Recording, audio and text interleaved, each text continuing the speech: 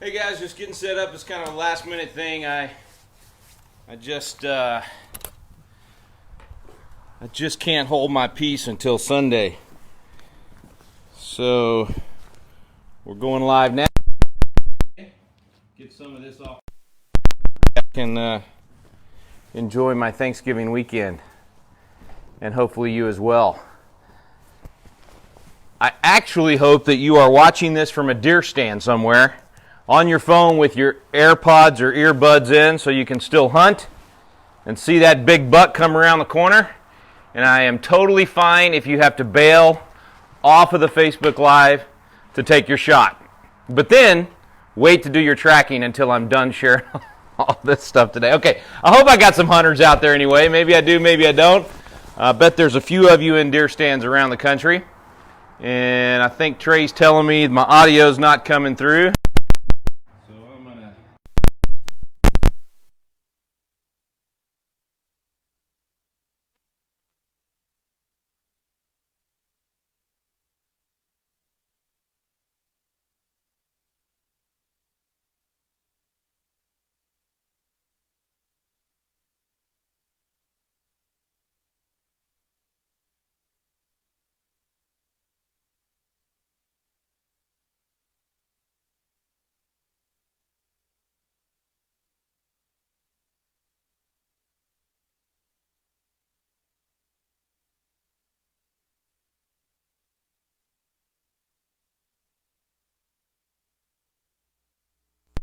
A little bit about that, but first let's find out if my audio is working. You want to have somebody in there check it so that you can actually hear, and then let's see if there's another mic you can swap me out with, if that's the reason.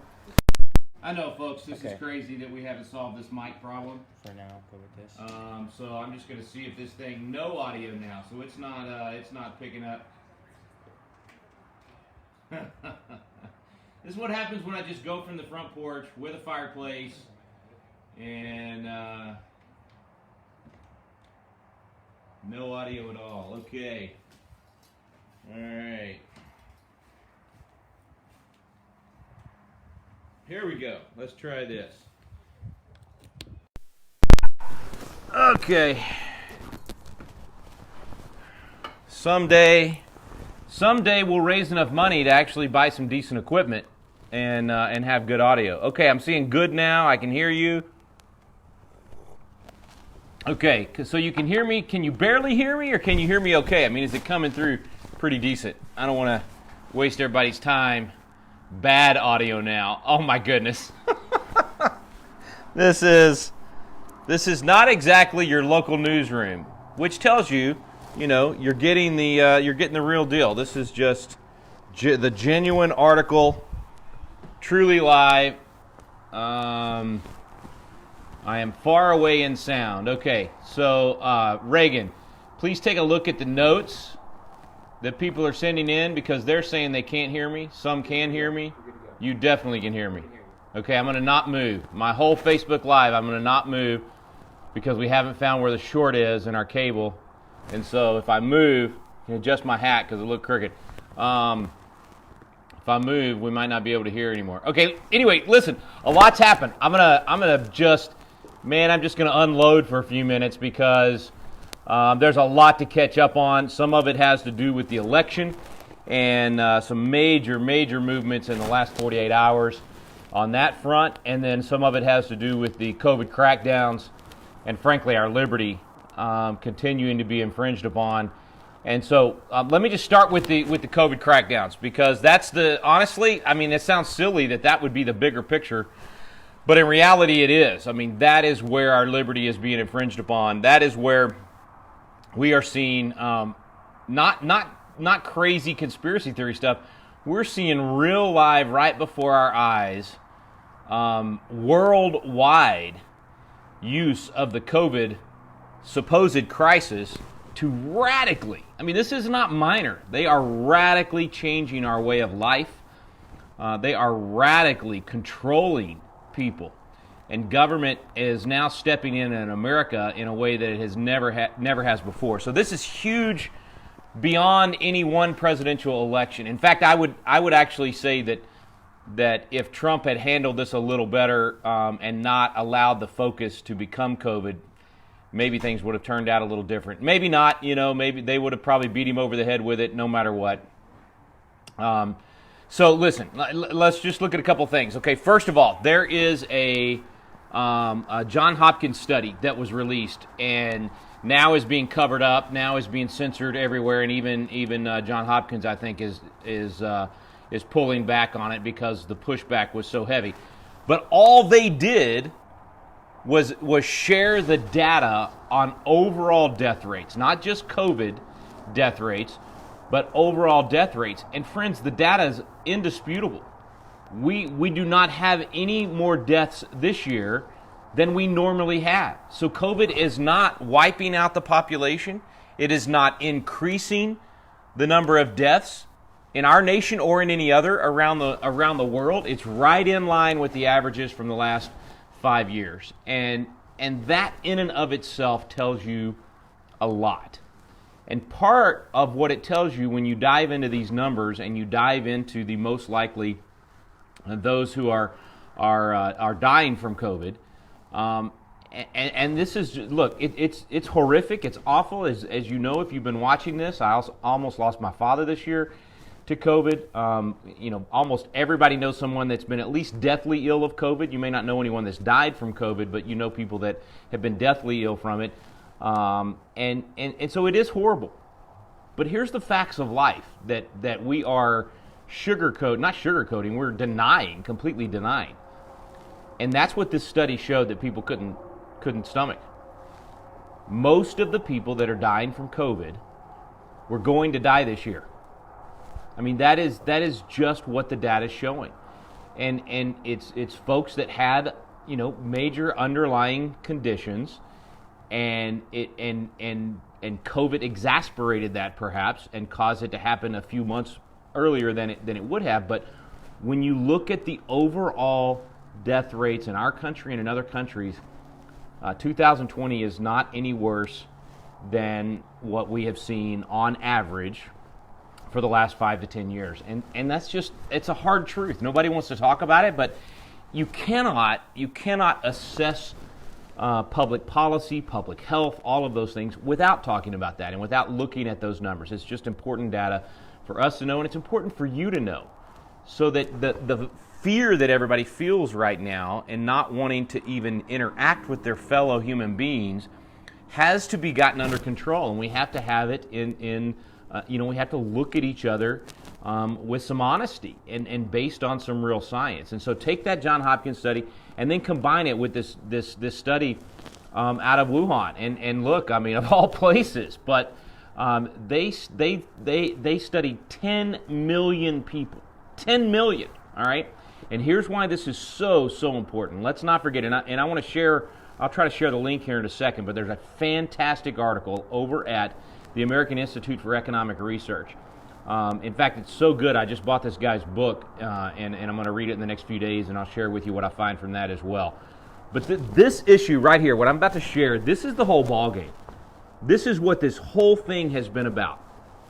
Everybody got scared back in March because, initially because of what we saw in Italy and the images of the hospitals being overrun. But the data point, the thing that concerned, it wasn't a data point, the claims were that COVID would transmit unlike anything we'd ever seen before. We start calling it the novel coronavirus because it was asymptomatic people were causing other people to get it supposedly. And therefore, even if you didn't know you were sick or that you had it, you could be giving it to people when you went to, eat somewhere or you went to an event. And so that's what caused the lockdowns. Was supposedly the scientists, supposedly the health officials believed, we now know based on no science, it was just a gut, they were guessing, that asymptomatic transmission was taking place with coronavirus. But it wasn't. The World Health Organization finally came out in June and said, we think that it's very rare that there's asymptomatic transmission. Now let me just put this in context. In regular life, smart people when they're sick, they don't go hang out with other people and get them sick, right? I mean, we know better than to do that. We respect our fellow man. If you're sick, you don't go shake hands with someone and get them sick. Now, that's not to say there aren't stupid people out there, right? There's obviously people out there that are selfish enough that they still go to an event. I mean, I've had people come to our events and walk up sniffling and sneezing and want to shake my hand. And I'm like, are you kidding me? What are you even doing here? Anyway, so that's not to say there aren't foolish people out there that do get the rest of us sick sometime with colds or the flu or whatever. That absolutely happens. No doubt about it. But most smart people choose not to do that. I mean, look, we had Thanksgiving here at our house yesterday, and we had a big group of family over here, and part of our family didn't get to come that had planned on coming because a couple of the kids had a fever. And my sister-in-law was smart enough to say, we respect everybody else in the family, so we're not going to possibly give you whatever it is. Not thinking it was COVID. It might have been, but not thinking it's COVID because the kids typically don't get it, and certainly no science showing that they transmit it. But just, they might have had some other, cold or something. Anyway, bottom line is, we all get that, right? If smart folks get that, hey, Chester. Smart folks get that. But what happened with COVID was they convinced everybody that you wouldn't know you were killing grandma. You wouldn't know that you were getting everybody else sick, and so therefore we cannot allow normal human interaction. So it was all based on that. Well, then the WHO comes out and says in June, wait, we actually think that's rare. Asymptomatic, where you don't know you're sick, transmissions to other people, that's actually very rare. And oh my goodness, the pushback was unbelievable. Everybody shut down that comment. If you shared that on Twitter or Facebook, it was considered fake news. Why? Because that undermines the entire reason for all the government intervention, all of the shutdowns, all of the mask mandates. Everything is based upon asymptomatic transmission. Well, that was June. And then we just ignored it and nobody asked any more questions. More and more months of the chaos. Now we have a study of 10 million people. And not only is asymptomatic transmission rare, it's non-existent. They didn't find one case of an asymptomatic transmission. Friends, think about what that means. That means that all of this is for nothing. Well, it's not for nothing, it's for control. All of this is not, we've said it from the beginning, we don't think this is based on science. We don't think the data supports all of these actions. Now, we've said, when I say we, I mean conservatives like myself and Daniel Horowitz and Steve Deace and Mark Levin and others have said, even if the science supported that, there are constitutional reasons that you cannot do the things that you're doing right now. But we were shouted down because it meant we hated people and we wanted everybody to die.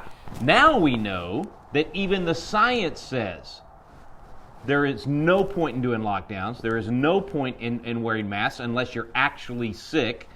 And that it's all a total waste. And you haven't seen that reported anywhere, have you? Unless you're on certain Twitter feeds, you have no idea the study that I'm talking about. So I'm gonna share that link with you. American Institute for Economic Research. Jeffrey Tucker's the one that wrote the article. All he's doing is reporting on this 10 million person study out of Wuhan. I mean, of all places for it to come from, right? I mean, and that's a place where with communism you can do all of the tracing and tracking and all of that, and that's what they did. And I'm just telling you, folks, this is the whole ball game. If this would just get out and people would talk about it, and I want you to know it so that you no longer fear your neighbors and you no longer fear your family. If you don't have symptoms, and businesses that want to do the temperature as you're coming in, fine. That's the number one way to find out, and if they want to use that, that's fine. That's maybe the one thing that could be used to stop the lockdowns.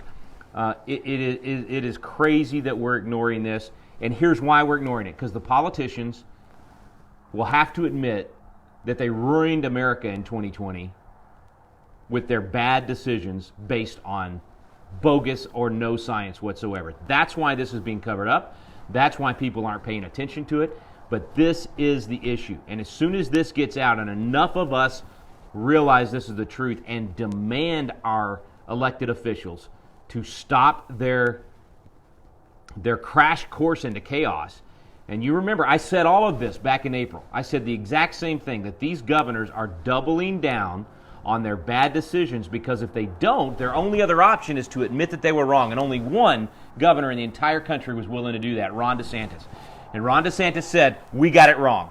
This was wrong. We should not have done the lockdowns. He started saying everything that I'm saying right now, and he has reversed course. And I say hats off to him and thank God for him. And hopefully you folks in Florida are getting to experience more freedom than most people around the world. And but anyway, that's where those two scientific studies, I think, are very important for us to be talking about. Okay, third thing on the COVID crackdowns. We had big victories. This was why I almost went live on Thanksgiving Day, because on Wednesday night of this week, we had two big victories. First one was at the Supreme Court, and this one is huge for several reasons, but there are also a couple of things in it that give me a little bit of pause and concern. So I'm going to share a little bit of that, if you don't mind me pontificating on that. And listen, I'm thankful you guys are willing to join me on Friday afternoon, whether you're in your deer stand or you're in your food coma, laying around in the living room because you ate so much yesterday, with your hopefully very large gathering of your family. And I hope you took pictures and sent them to your dictator governor, wherever you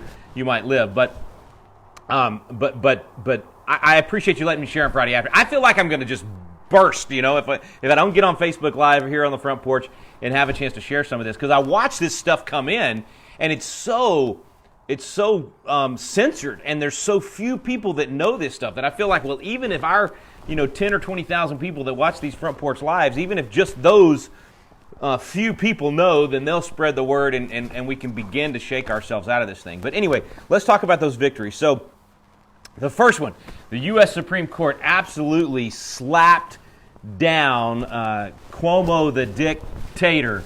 This guy, he is truly an obnoxious, arrogant, he embodies and personifies a true dictator. He just is. And I am so glad that the Supreme Court said he's wrong.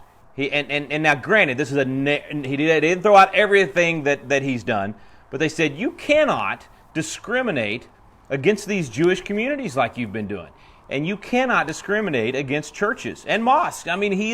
He's basically saying you can go gather in large numbers at secular things, but you cannot at religious things. And so the U.S. Supreme Court said, you're wrong, and they threw out those requirements. Now, here, let's dig a little bit deeper into this, because here's why it's super important. Okay, I told you back in October how worried I was about Amy Coney Barrett's decision that she was part of at the Seventh Circuit that quoted the Jacobson case. That is the old 115-year-old case that had to do with a mandatory vaccine out of Massachusetts with smallpox. And the Jacobson case is the case that everybody's been citing all year long and saying, this is the holy grail that gives all of these government players permission to take over your life whenever there's a public health scare. They can do anything that they want because of the Jacobson case, which is baloney, right? And we all know that.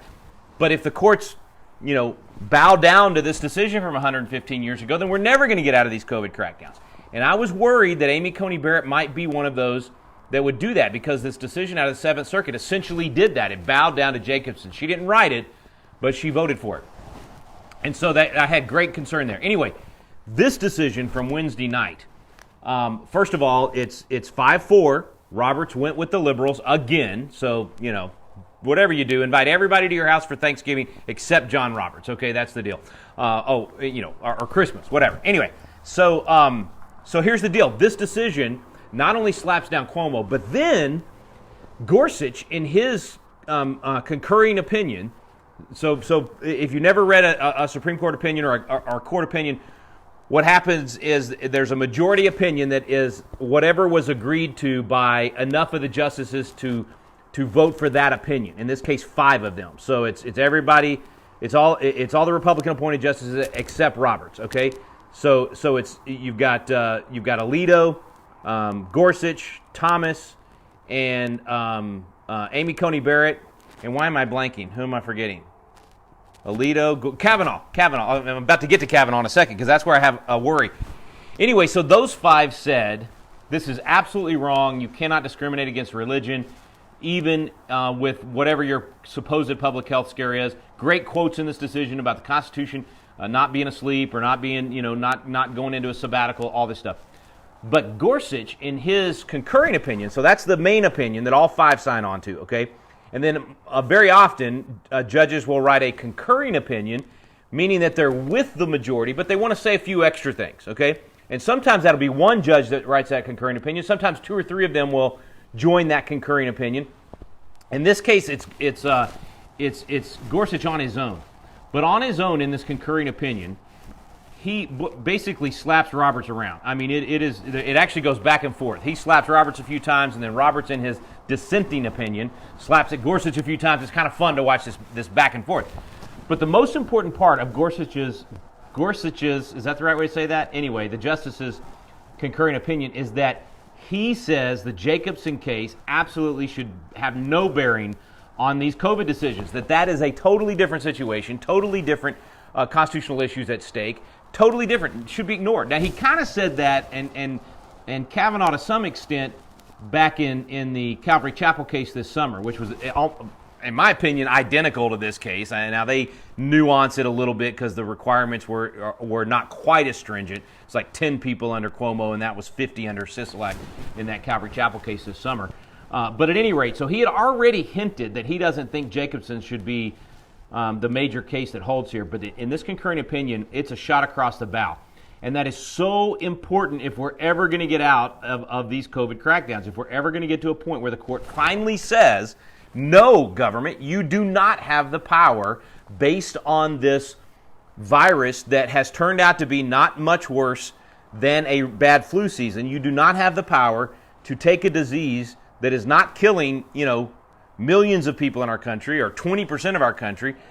You do not have the power to wreck American life and completely upend our society. At some point, a court is going to have to do that.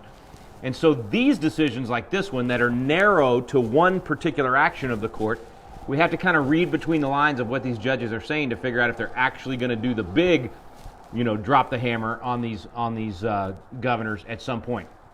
So I think it's huge that Gorsuch is saying Jacobson's irrelevant.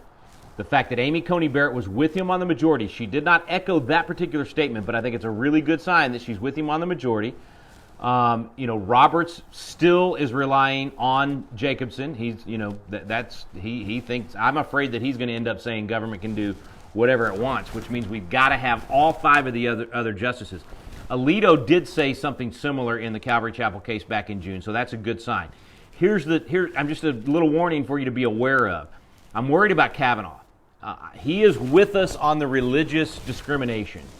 I'm not so sure he's going to be with us. He's way too deferential to this whole government has a compelling interest because of the novel coronavirus. It's very possible that Thomas, Gorsuch, and Alito, they see COVID for what it is. They understand this has gone way too far, and the reaction has been way out of proportion with what the actual virus is. I'm worried that Kavanaugh and Amy Coney Barrett might end up going with Roberts ultimately on the decision of whether or not, this is the big question, does government have a compelling interest? That's the important phrase. Does government have a compelling interest with regard to COVID to be able to step in and wreck American life? That's what it all boils down to. I firmly believe, and anybody with common sense actually reading the data and the science right now has to agree, government does not have a compelling interest to intervene in all of these ways because COVID has not turned out to be what everybody thought it was going to be. And I don't know if the court will ever get to that point because of these little things that Kavanaugh says here and there about, just how bad COVID supposedly is. So I don't mean to ruin your day or anything, but I'm just saying beware of that and know that is a real problem here. So it's possible we stop the dictators.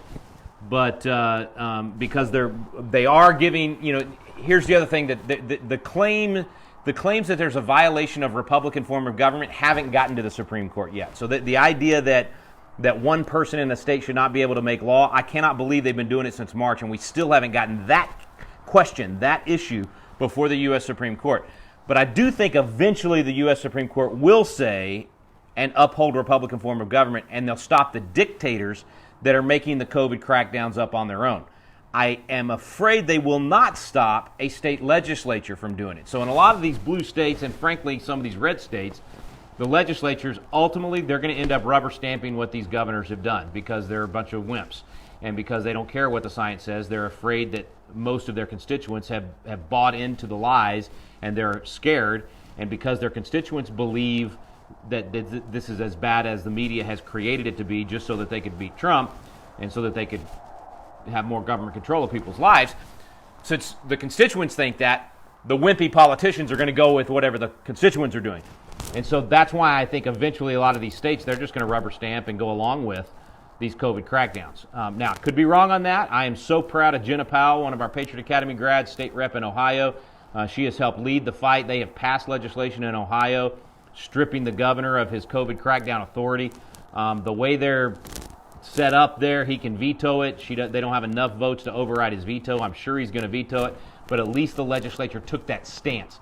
So they're not rubber stamping this stuff in Ohio, and I hope they don't in my home state of Texas and some of these other states. But some states are going to do that, and that means that COVID challenges based on constitutional grounds, when they get to the Supreme Court, if it was done by a legislature, the Supreme Court very well may not strike it down, even these crazy mask orders. So all of that just to try to get you thinking about the fact that we had some good victories. I think we're going to win on getting our churches open. I think that's coming. They're not going to be able to prevent churches from meeting much longer. I think that part we're going to win on in the next few weeks. But I think the COVID crackdowns, it's going to take more than relying on the Supreme Court to save the day. I think the courts have failed us on this issue. They have completely failed the Constitution and the American people. The courts are always doing things they're not supposed to do, right? I mean, you've heard me rail over and over and over again about how the court is making policy and stepping in and doing things it shouldn't be doing. And now they're not doing the one thing they should do, which is protect the Constitution and protect our constitutional rights and slap down actions from government officials when they're outside their boundaries. And yet the courts have refused to do that all year long, except in a handful of cases.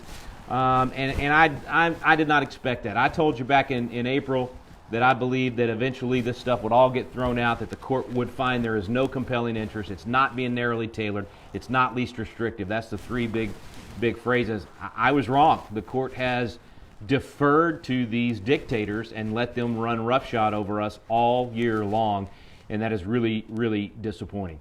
One of the exceptions, one of the other victories that came through on Wednesday night is the case out of Kentucky. That amazing attorney general there and my good friend Kelly Shackelford took on the governor of Kentucky, who has been just awful. I mean, this guy is terrible.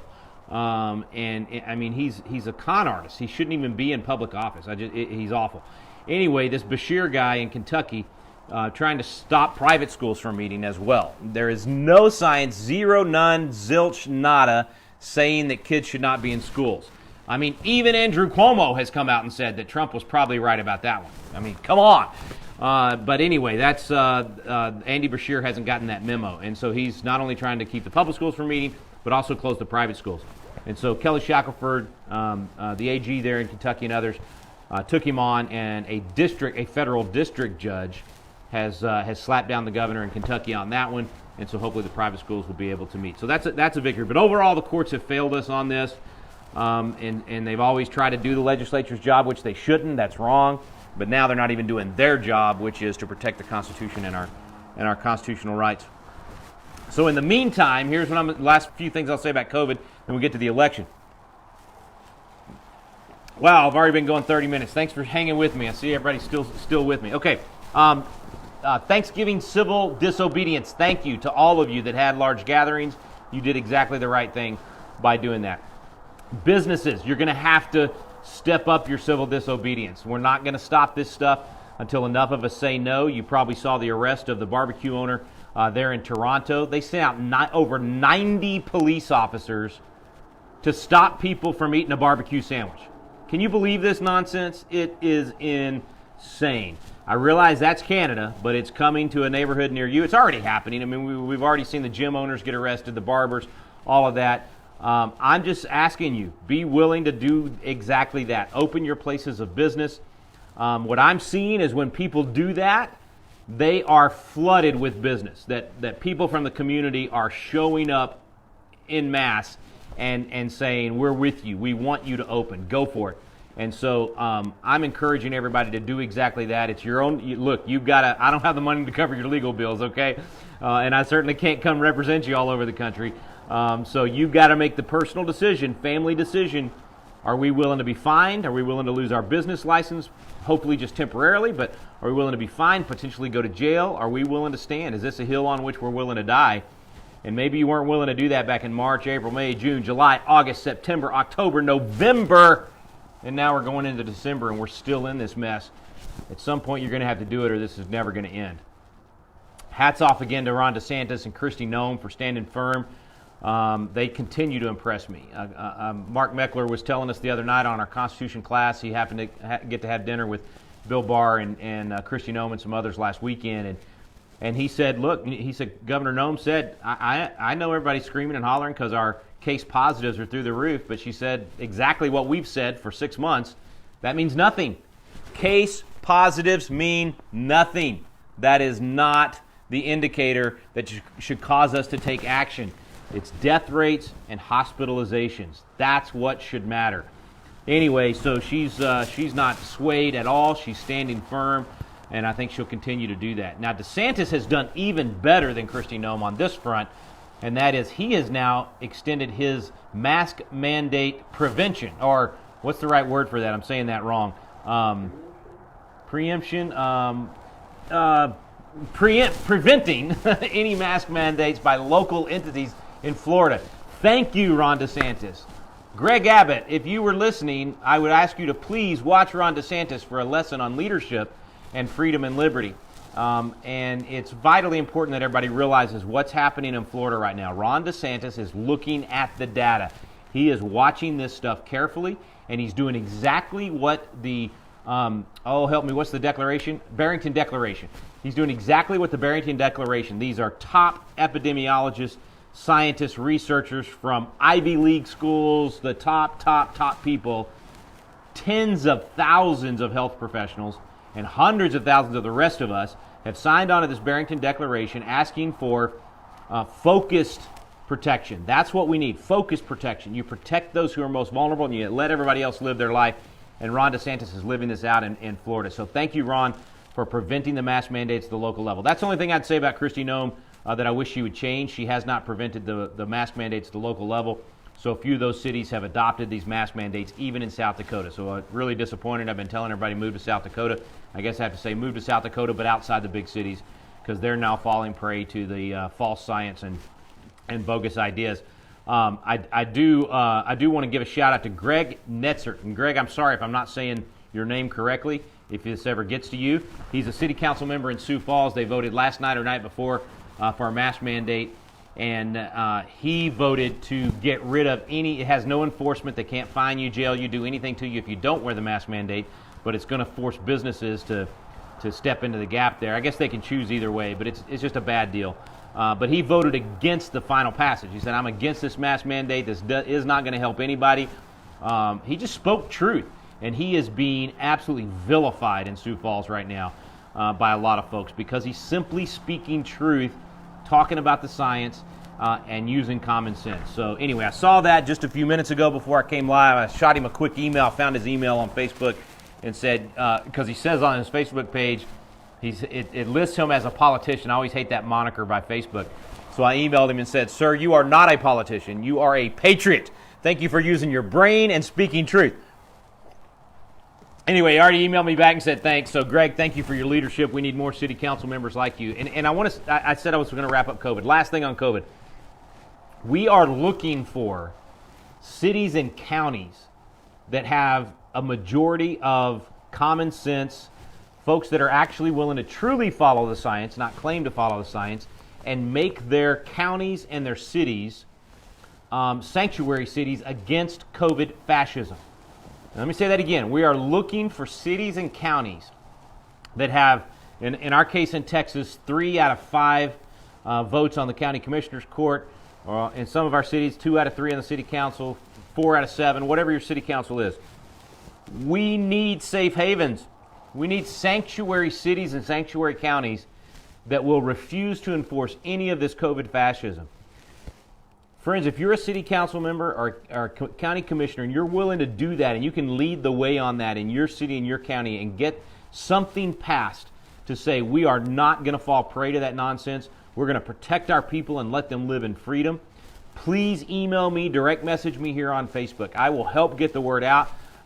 We've got to let people know there's places like that. And I'm tempted to move there myself, at least until this is over. For the next 6 to 8 months, and I'm going to encourage other people to do the same. And here's what I think can happen. If enough cities and counties will do that, it'll create a snowball effect. But if only some do that, I promise you, your city or county is going to be a place that common sense, constitutional, God-fearing, conservative people are going to move. And you may not want anybody moving. If you're out in a rural area and you don't want anybody moving there, maybe you don't need to let me know this. Or tell me if it's happening, if you're going to do it in your county and you don't want me to publish it, then I won't. But I might like to move where you are. And I'm not kidding about that. We have got to have places like that. And I'm looking for a place like that because it's not just going to be the COVID fascism. It's going to be a lot of the Second Amendment stuff that's coming. If Joe Biden ends up in the White House, it's going to be a lot of other issues. And we're going to need some safe havens, some sanctuary cities and counties where we can protect freedom, and we have leaders that are willing to stand in the gap on some of these things, especially right now. The COVID fascism, a perfect opportunity to do that. So start talking to your city council members and your county commissioners. See if you can get them to do what I'm talking about. I'm going to watch. Daniel Horowitz is coming out with a declaration of rights that could be adopted by some of those folks, and I'm assuming based on the things I've heard him say in the past that I'm going to agree with this thing and promote it, but we'll see once he gets it out. Okay, enough COVID. Let's get into the election real quick. All right, election things that have happened in the last couple of days. First of all, the evidence is pouring in. All right, there is no doubt about it. This election. Let me start with not the fraud and the breaking of the rules. My first point on the election is this. This election was absolutely, completely manipulated by the media and the social media kings. They created an outcome that would not have happened if we still had a free and fair press in this country, and if we still had free and fair freedom of speech in these social media arenas. Here's what happened. I mean, the evidence is overwhelming. Okay, first piece of evidence comes from the Media Research Center and Brent Bozell and those guys. 17%, 1 out of every 6 Biden voter in the critical swing states would not have voted for Joe Biden and Kamala Harris if they had known just 1 of 8 major baggage items for Joe Biden are positive things for Donald Trump. And here's what their research shows, okay? They surveyed these Biden supporters, Biden voters. I wouldn't call them supporters, but Biden voters. And they gave them 8 different major issues, none of which they knew about. So you have to have an incredibly complicit, 100% blackout of an issue by the media and a concerted effort by social media to silence voices of people like me and you in order to pull this off. For these people to have not known about the Hunter Biden scandal, about the Tara Reade accusations of sexual assault by Joe Biden, to not have known about the Operation Warp Speed success, or even that Operation Warp Speed existed for a vaccine for COVID that Trump had done, to not have known about Kamala Harris's radical voting record in the Senate, to not have known about the peace deals that Donald Trump had accomplished in the Middle East in the last few months. I mean, that's just, I think I named 6 of the 8. These Biden voters knew none of this. And according to the research and the surveys of them, they would have switched their vote if they had known about 1. Just 1 of the 8. They would have changed their votes. That's 1 out of 6 Biden voters. This race would not have even been close if we had only had the media of 10 years ago, let alone 4 years ago, let alone 40 years ago when we actually had some honesty in the major media. If we had not had the concentrated effort by Google and Facebook and Twitter to silence your voice and my voice and to manipulate the data, and that's my second point. The first point is we know that these people would have voted differently and Donald Trump would have won an absolute landslide, which I believe he did anyway, but it would have been such a landslide that even all of the manipulation and cheating and fraud and breaking of the law by these states would not have been enough to turn it around. So that's number one, is just the fact that if they had known the truth about both candidates, if we just had a typical presidential election where people are reporting on all of these things and you actually hear about all of these things so that you can make an informed decision when you vote. We used to do that in America. Most of our elections, that happened. And this time it didn't. If just that had happened, if it had just been an actual true, hey, we're for representative government, right? We're for honest campaigns and just being able to cast an informed vote about who you're for. If just that had happened, this election would have been totally different. So let's not forget that. They manipulated this election. And of course, I can hear some of my sarcastic, jaded friends and family out there saying, but that always happens. That's just life, Rick. You've got to deal with that. Never has it been to this extent. That's why freedom of the press is so important. That's why having a press that actually is honest and reports both sides, even when they're biased, at least report both sides, right? Spin it, but at least report it. And they didn't even do that. So that's huge. The second major thing is how Google and Twitter and Facebook, the way that they manipulated this. Now, this is not me saying this or some conservative Republican. If you haven't seen Dr. Robert Epstein, I listened to him the other day on Mark Levin. He was on Tucker the other night. This is a Democrat. This is a liberal Democrat, scientist, researcher. He testified actually this summer, if you saw the hearings that Ted Cruz had on the manipulation by Google. And he said this summer, he said they can manipulate 15 million votes. That's the power of what they have at their fingertips. And he's now saying after the election that he believes they did that. And they did that by, think about what they did. If you tried to search on Google for a lot of these issues, you had to dig page after page after page to get to any one of these major issues. I noticed just the other day, or just yesterday, whenever Trump had his impromptu press conference, I could not get Google to show it to me. I could not find it. All I could find was the sarcastic, manipulated statements by some reporters saying that Trump was going to refuse to leave the White House.